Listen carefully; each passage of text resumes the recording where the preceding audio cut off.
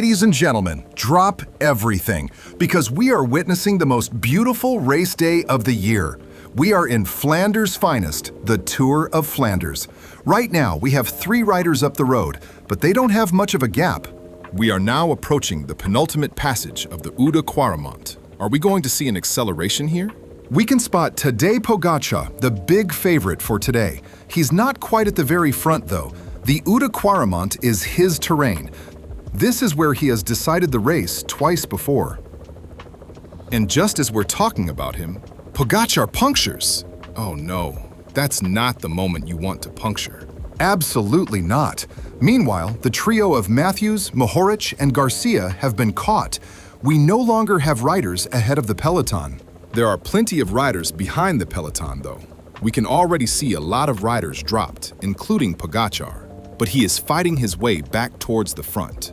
Although we didn't see an acceleration on the Ronde Quaremont, the pace in the peloton is high as we head towards the Paterberg, the next key climb. Here comes the peloton. Will riders take advantage of Pogačar being on the back foot? It's the teammates of Van der Poel and Van Aert setting the pace, but no real attack yet. This would have been a perfect moment to put Pogačar under real pressure. Let's not forget, this costs energy, and energy is gold in a race like this. We now get confirmation that the world champion has returned to the peloton. Visma Lease Bike are controlling the race at the moment. Wout van Aert started with big ambitions. What are your expectations of the Belgian? Luck has never really been on his side in this race. He's had bad luck at the worst times. Injuries, COVID, and even when he was in top shape, he ran into riders like Van der Poel and Pogačar. He did come incredibly close in that one-on-one sprint against Van der Poel. That was razor thin. But let's get back to the race situation. We're now on the Koppenberg. Still, no big acceleration. Riders ride in rows to the top. Don't be fooled. The pace is high. Van der Poel's teammates are drilling it to make the race as hard as possible. One big attack could do a lot of damage here. Van der Poel could become the sole record holder today with a 4th Tour of Flanders victory. Look at his record. In 7 participations, his worst result is 4th. This race is made for him. Nothing happens on the Steenbeck Dries either. The favorites are waiting for the final lap. Compared to recent editions, this race is more controlled. Teams are still relying on domestiques to postpone the big moves.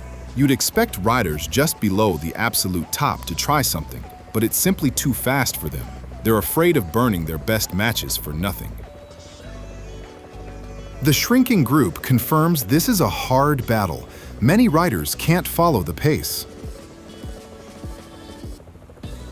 We've also passed the Tyenberg, 3 climbs to go, the Ronde Krausberg, and then the iconic combo, Ronde Quaremont and Paterberg. The riders can recover a bit on these flatter roads.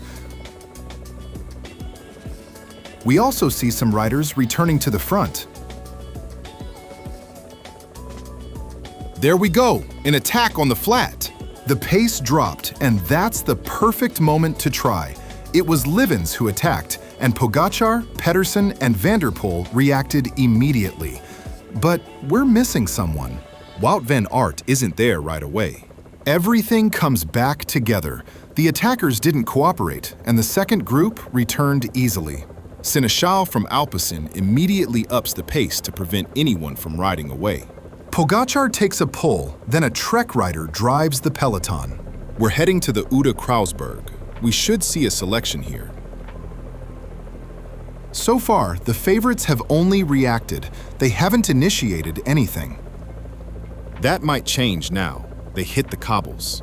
Pogačar, Van der Poel, Pedersen, and Mohoric are all perfectly positioned. Van Aert is further back. Pogačar goes! Acceleration from the world champion! Pedersen reacts instantly. Van der Poel closes the gap in impressive fashion. Mohoric is still there. The 4 riders who were on the front row made the selection. Behind them, there's a chase. The gap is manageable, but you can't give them too much space. Pedersen looks strong. What a pull! In the second group, Van Aert has to do it himself. Not a great sign.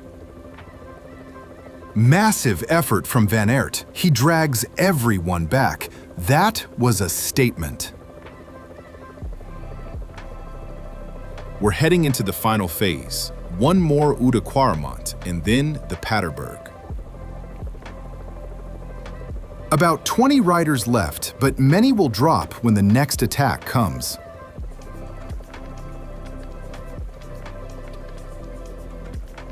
Pedersen, Pogačar, and Van der Poel are at the front as they hit the Quaremont. You must be in front here.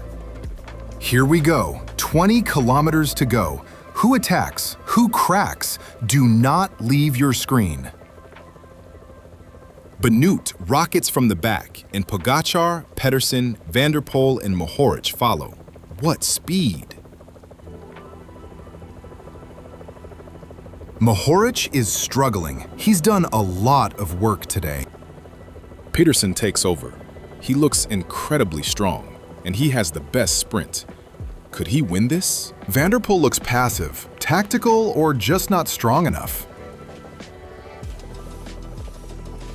A small chase group is working behind, but the speed in the front group is high. What's the tactic? Attack on the Paterberg or go to the finish? If I were Pedersen, I'd be happy to sprint.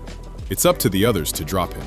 Pedersen leads onto the Paterberg. No one attacks. He keeps the tempo high. The group behind is not far away.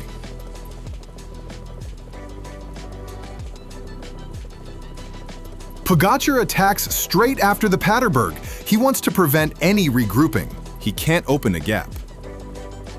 The hills are done. Flat roads to Oudenaarde. Surprise is the only option now. Pogačar keeps the pace high. Kwiatkowski and Walter are now the first pursuers. It's mainly Pogačar and Pedersen pulling. Benoot and Van der Poel are hanging on. Pedersen attacks from the front. Van der Poel cracks. Pogačar can't close the gap immediately. Benoot still has something left. He wants to bridge. No fourth title for Van der Poel today. Let's focus back to the front three. What a fight. A man versus man fight on the flat roads towards Oudenaarde. The gaps are closing. They don't give each other an inch. They are together with three. Pedersen, Benoot, and Pogačar. Benoot is a surprise contender. His move from Visma to Decathlon seems a great choice. He'd need to attack if he wants to win it. The pace drops. Time to recover before the sprint. A sprint after a monument is always different. Nothing is guaranteed.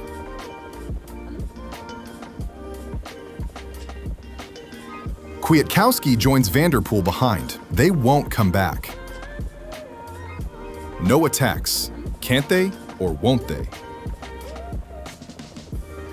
We are going for a sprint. Finish line in sight. Pedersen leads. Benoot second. Pogačar third. 1 kilometer to go. Devastating sprint from Mads Pedersen. He wins the Tour of Flanders. What a performance! Pogačar and Benoot complete the podium.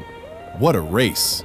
And next week, Paris-Roubaix. Can't wait. Thanks for watching, and see you next week.